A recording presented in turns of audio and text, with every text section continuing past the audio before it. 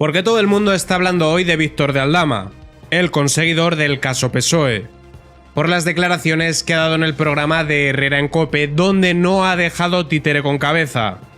Imagino que sigue teniendo balas en la recámara, pero ha soltado algunas bombas incluso de Begoña Gómez. En su arremetida contra el PSOE ha llegado a decir que si le ocurre algo va a ser culpa de ese partido. Y lo más curioso de todo es que lo que dice encaja bastante con la información que ha ido proporcionando la UCO. Vamos a escucharle, pero contrastando la información con los detalles que ya teníamos de los numerosos escándalos de corrupción que rodean al entorno de Sánchez, incluidos los viajes a República Dominicana de los Falcon. Vamos a empezar con cuando ha responsabilizado al PSOE de lo malo que le pueda ocurrir. Víctor de Aldama a Carlos Herrera.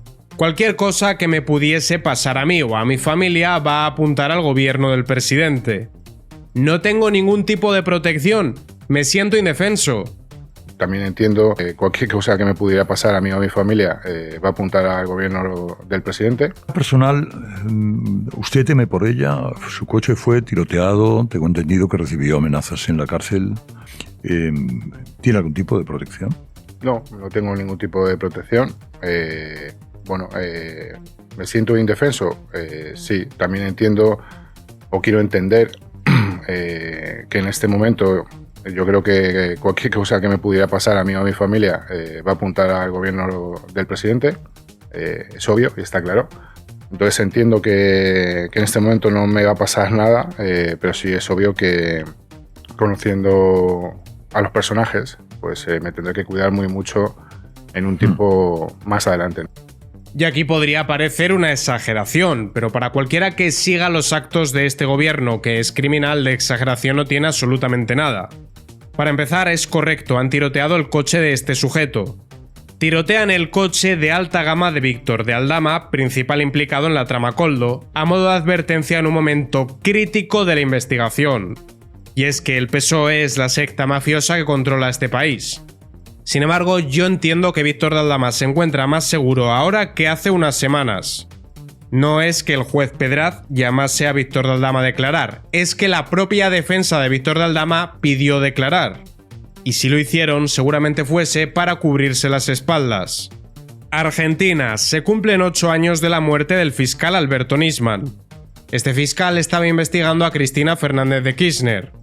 Curiosamente, decidió, entre comillas, quitarse la vida. Finalmente, Cristina fue condenada, y ese caso guarda paralelismos con el caso PSOE.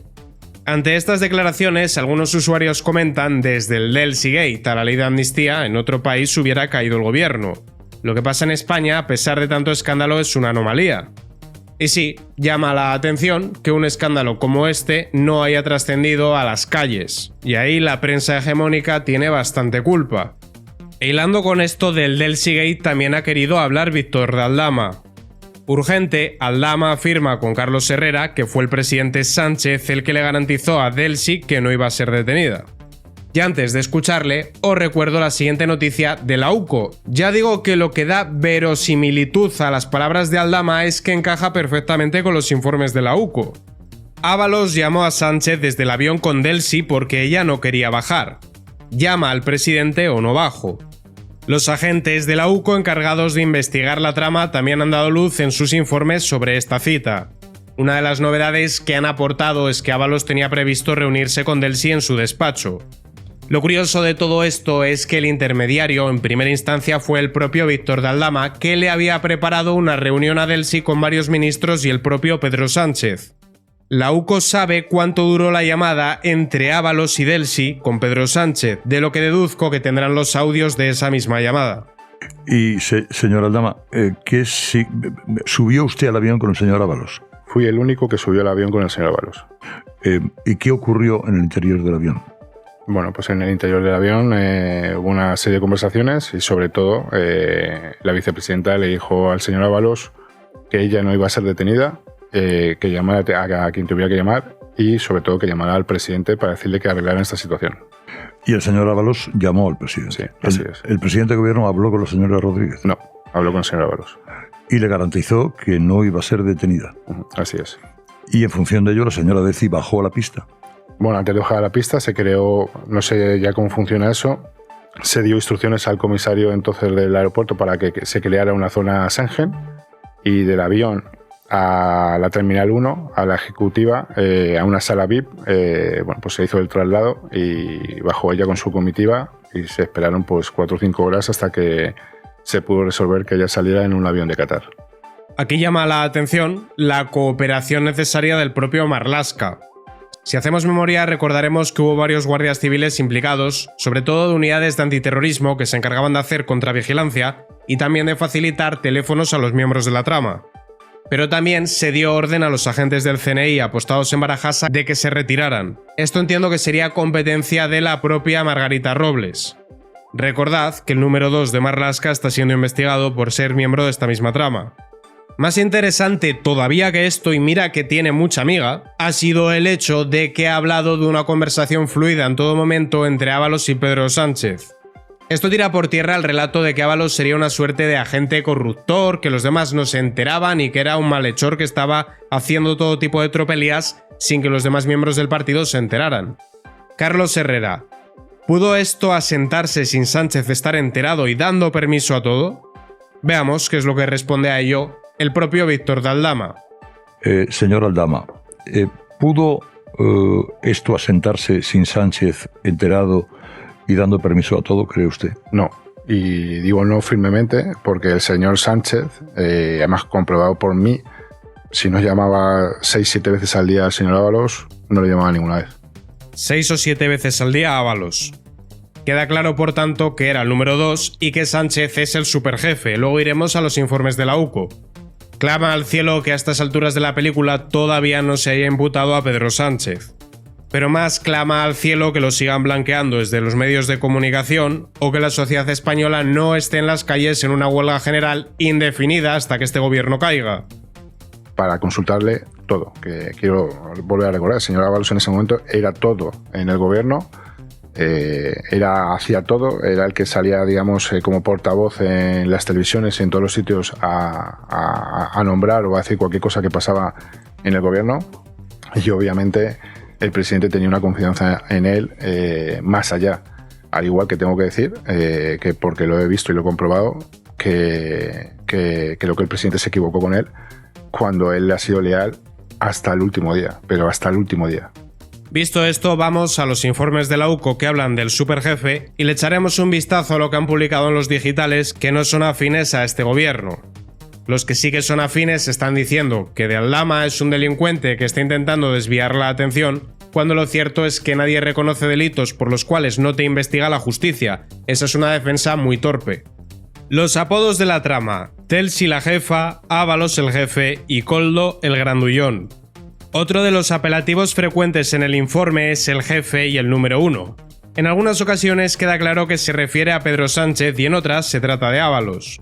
Llamadme loco, pero que los miembros de una trama te llamen el número 1 y el superjefe no es una buena noticia. Por otra parte, Víctor de Aldama ha querido hablar de los numerosos aviones, Falcon concretamente, que han partido a República Dominicana, país que los miembros de la trama empleaban para lavar los activos y país que también es conocido por ser un espacio gris, donde por cierto están también Felipe González, José Bono o el propio Hidalgo padre, el dueño de Globalia. Aldama ha hablado de la presencia del Falcon del gobierno en República Dominicana. Es un país clave en la trama que investiga la Audiencia Nacional. El intermediario ha asegurado que ha visto muchas veces la aeronave gestionada por el Ejército del Aire parada en el aeródromo del país caribeño. Yo os recuerdo que los 59 vuelos a República Dominicana son sin causa justificada. Margarita Robles dijo que era para repostar, pero no existen convenios para repostar en este país. Aldama ratifica los pagos a Santos Cerdán y al jefe de gabinete de Hacienda por los que Montero puso la mano en el fuego. Antes de leer esta nota vamos a ver qué ha hecho el PSOE cuando Santos Cerdán ha acudido al Congreso. El PSOE en pie aplaudiendo a Santos Cerdán tras revelar a Aldama que le pagó 15.000 euros en comisiones. Esto de Aldama también lo contrastaremos, por cierto, con lo que dice la UCO. Víctor de Aldama ha ratificado en una entrevista en la COPE los pagos a Santos Cerdán y Carlos Moreno, director del gabinete de la vicepresidenta primera Marisú Montero. La agenda personal de Koldo confirma las citas con el jefe de gabinete de Montero para obtener favores fiscales. La agenda de nuevo recoge los siguientes encuentros con Carlos de Hacienda, Carlos Moreno, el jefe de gabinete citado por Aldama en su acusación, el primero a las 13:30 del 1 de septiembre de 2020 y el segundo a las 8:30 del 14 de septiembre del mismo año. Así que esto pinta francamente mal para Pedro Sánchez. Como guinda del pastel también se ha referido a Begoña Gómez. Víctor de Aldama a Sánchez. Me llama delincuente un señor que tiene a su mujer imputada, a su hermano imputado y no dimite. ¿Qué va a dimitir por lo que haga su mujer, si él es el superjefe?